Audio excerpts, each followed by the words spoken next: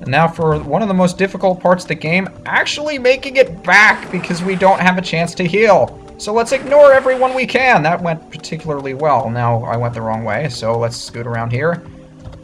I knew I wouldn't avoid them all. For some reason, I try not to use items too much in this particular part of the game. But you can if you want to. There's no reason not to. And now I can't run past enemies, so I might as well just walk this off. But we're almost to the end, so there's no reason. Avoid it. Wow. I forgot how slow the Mrs. Lavas were. There's no way we're avoiding the Titanies, though, unless they walk all the way off to the side. That was so nice of them. Thank you, Titanies. I love you. I'm too excited. Oh, hey, there's one to spoil the fun. Mrs. Lava somehow planted an unwanted kiss on Lucas that didn't burn his face off, and he became nauseous. Haven't been nauseated in a long time. But we learned Offense Up Omega! One of my favorite spells in the entire game, because you can increase the offense of all of your party members with it, and Hypnosis Omega, which will put them all to sleep. So let's see if we can heal up on this bed here. I guess not. Instead, we find another magic butterfly, which will heal us up. PP-wise, anyway. I'm sure we'll be able to heal up before we run into another enemy, and there's a mole cricket I don't feel like talking to. So, hello, Mr. Saturn. Looking at sky. Came up here. Easy, easy. Ladder there. You installed a ladder there now? Hello. Can go down. Can go up. Can fall. Looks like they put up a ladder for us. That was nice of them, or maybe they just didn't want us to run on our heads anymore. I don't blame them either. There's the item guy, and a hot spring for us to heal up, which is the perfect place for us to end off the episode, even though we're still in Saturn Valley, and it'd probably be a good idea to get going. Do we want to stay in Saturn Valley, or do we want to leave? You know what, I'm feeling generous. Let's make this a little bit longer. So let's head back down into Saturn Valley. It'd be really nice if we could teleport out of here like we could in Earthbound, but we can't. We have to find some other way out of here. I guess we'll just go back the way we came. It's a bit of a long walk, though, but we can do it. We've made it several times before. There's no reason we can't make the trip now. Right? Right? I guess we're stuck here for a while. So that was our only way out. I didn't just imagine that, did I? I really hope I just imagined that. The tunnel's been destroyed. Does this mean we can't leave the village? Let's ask Mr. Saturns if there are any other ways to get outside. We're gonna have to look for one because we can't get out the way we came in. And as far as I know, there isn't any other way out of here. So let's talk to the very informative Mr. Saturn. Pig person. Broke tunnel and left. Oh. Is there any other way to leave besides that tunnel? We collect birdies. Lots of birdies. For flying vehicle. But not enough birdies yet. Maybe one more. We're gonna fly using birds? What else are we gonna fly with? Fish? One birdie more, one birdie more, one birdie more. Fishing for birdie. Can't catch birdie. Is KO. Oh, I love these Mr. Saturns. Unfortunately, once we leave, we're not going to be able to see them again, so sneak up on a bird. Succeed at sneaking up on a bird, please. Lucas, you're not very good at bird fishing, you know. Let's succeed at catching a bird. Walk up to it from behind, nice and slow. Catch the bird? Yes. Woohoo! I don't suck! Now we take the bird back to the Mr. Saturn that told us we were supposed to go bird fishing. Catch the birdie. Use birdies to make good thing. You wait in hot spring. Sounds like a plan. Looks like the Mr. Saturns have something up their sleeve. We're going to be able to get out of here in no time. And in all honesty, I'm not sure if you can get back after this. Not that you would ever have a reason to unless you missed an item or something and really cared to get it back. But I believe this is it. I don't think we get to come back here again. Inside hot spring, but have coffee? No thanks. Getting out of water. Makes wrinkles get big and shrink. Yeah, let's have coffee, why not? For the second time in Mother 3, let's have a coffee break. I didn't realize how long this episode was going to go, guys. I'm sorry.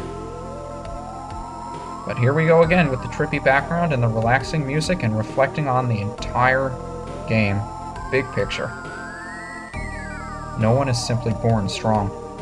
People only go stronger little by little by encountering difficult situations and learning not to run from them no matter how frightening or daunting they may be. Lucas, that is exactly what you have done to grow strong.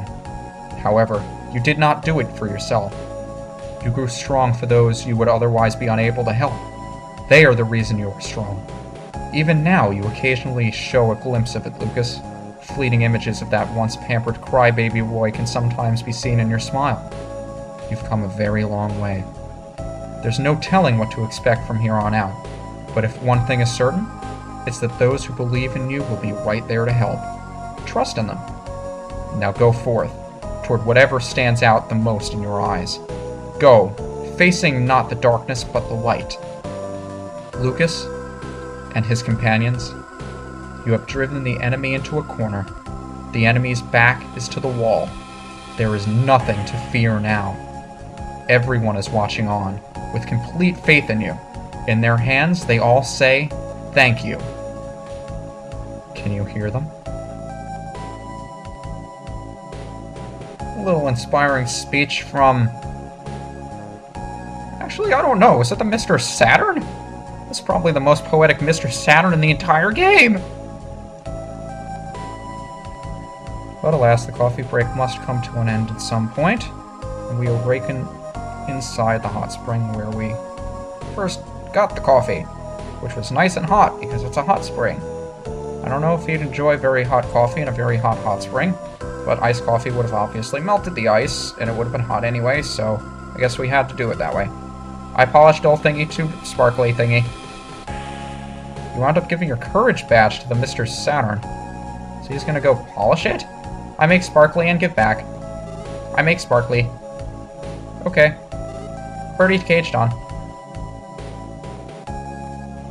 Well, I hope you have fun polishing that courage badge there. Wasn't really using it for anything in particular, but if you remember, it was the courage badge Nippolite gave us that he said our father Flint wanted to give to us before we left. Didn't have the chance to, though. And hey, a bird cage! Flying bird caged on. Is this how we're gonna get off this... Get off the valley? You fly flying bird cage? Sure, let's go for it, but how are we gonna latch onto it? We can't exactly grab it. So we just hold onto this rope then? Hold it! Rope snake! You guys really think that cheap rope will last all the way to Tasmally with you hanging on it? We're not that fat. Tisk, tisk, tisk. Have some faith in me. I may have dislocated my jaw last time, but I still got plenty left in me. Just give me one more chance. It's not worth taking the risk, really. Ever since what happened, I've been toughening up my jaw by crunching walnut shells day after day after day.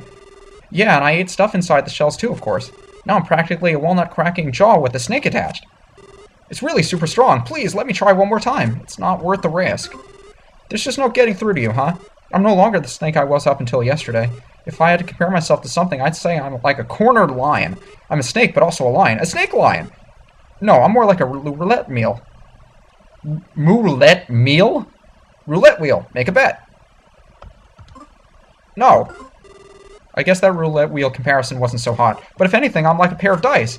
Roll me with all your might using the power of your souls. My jaw's the bomb. Come on, I'm being serious here. I don't want to wind up being a big fat worm instead of a snake. Come on, you gotta understand how I feel. Let me be all the snake I can be. Please, I'm begging you. See, I even have my hands clasped together. Where did you get those hands? Okay, I'm so moved. I guess we don't have a choice. That's what I'm talking about.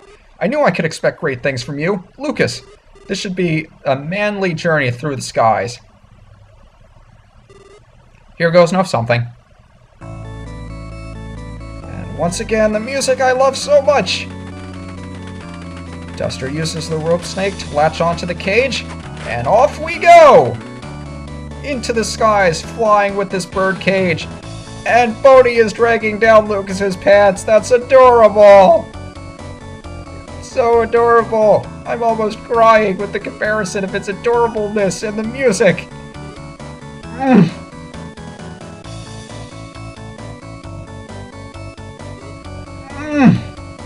Hang on there, Rope Snake.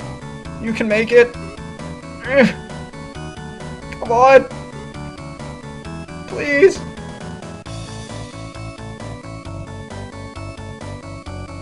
It looks like we didn't make it. But luckily for us, we managed to fall right into the ocean just outside of Tasmally. With the Rope Snake as well, of course. And we arrived at the shoreline that I never showed off before, but you could have come here at any point in the game. You bet on me, but it seems you lost, huh? Yep, I fell. As did you after you bet on me. I think that for a while I'm going to act like a fat worm and hide myself inside a hole. So don't talk to me. The heroic and cool Rope Snake you once knew is dead. In a tiny, quiet voice, I say, so long. Aw, poor guy. And Bronson! Oh, Lucas, you should take a break here once in a while. A little nap in the sun will really revitalize you. Will you take a break? No thanks, healed up in the hot spring. Come back anytime. Before we end off, I want to see if I can track down that Rope Snake, because he didn't feel like he was too high on himself. No, he's further to the south. As is Jonal, who we'll talk to in the next video. Where is the Rope Snake? I know you're around here somewhere, buddy. I want to cheer you up. Come on, where are you? There you are. Don't hide from me. You can't hide from me, Rope Snake. Earlier I told you I was going to act like a fat worm and hide myself in a hole. But snakes and worms are completely different things. Just because they're both long doesn't make them the same, you know? Snakes aren't worms! I know I said differently before, but I take it back now. Anyways, I hear everyone's heading to the city to try to make it big. I'm gonna go too, yes sirree. I'm gonna make it so big, I'll be a behemoth of a snake. You're gonna freak out, I'll be so huge. But don't worry, that behemoth of a snake will always be your friend. Well, catch you later, in the big city. Big city. Apparently everybody's going to a big city. I don't know anything about that. I'm sure we'll learn about it later. Perhaps in the next episode? Probably not. But regardless, this is UniversalGiant, and I'll see you guys next time.